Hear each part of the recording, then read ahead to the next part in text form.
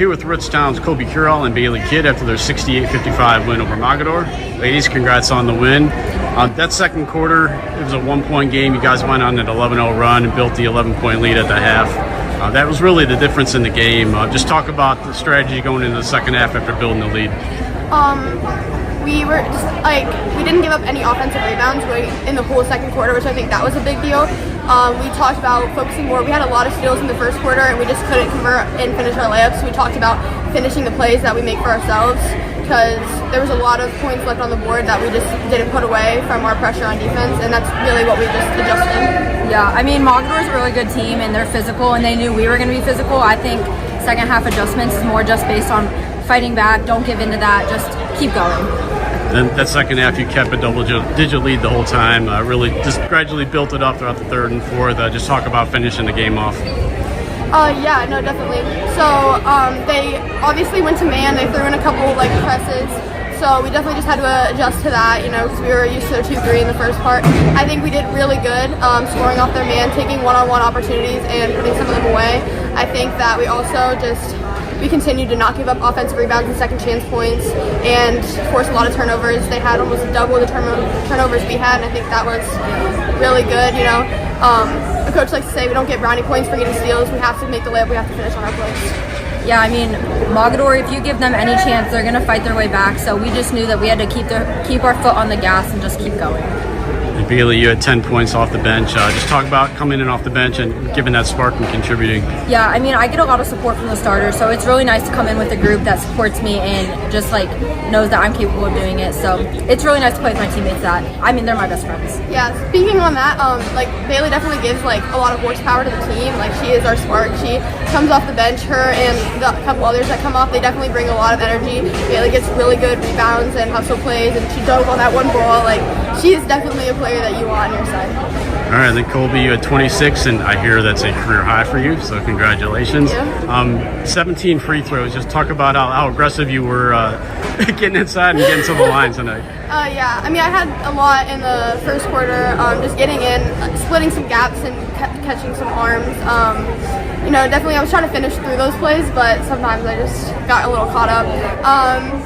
Obviously they were in the bonus with those fouls, and it's just a big focus on us to keep getting our free throw percentage up. Today wasn't my best free throw shooting game, but with shooting 17, it's hard to make them all. Yeah, I mean, shooting free throws has definitely been a big factor for us in practice, so good for Colbie to make those and come in clutch moments. All right, I appreciate the time. Thank you. Here with Rootstown Coach Joe Leonard after their 68-55 win over Mogadore.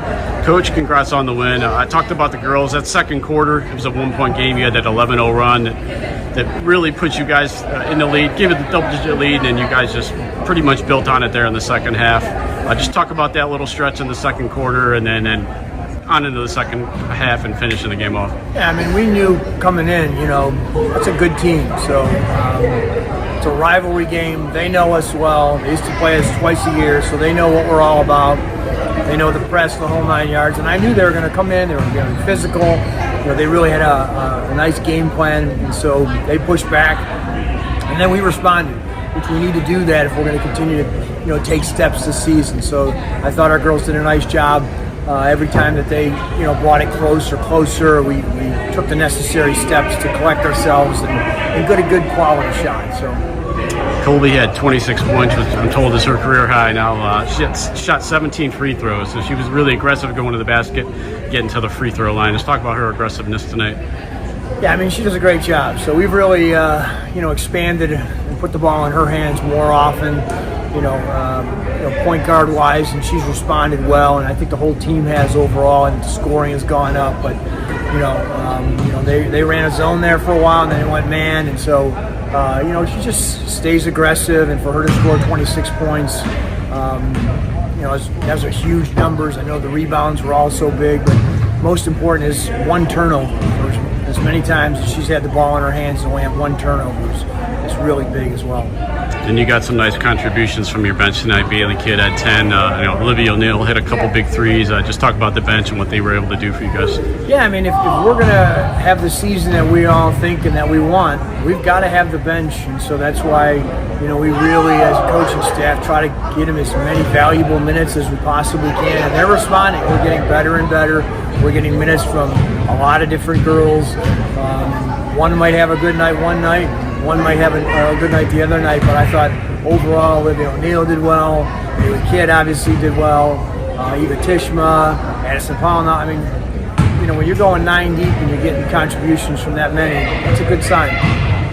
All right, so obviously we've talked, different team this year, different style. What's the biggest challenge been with this group?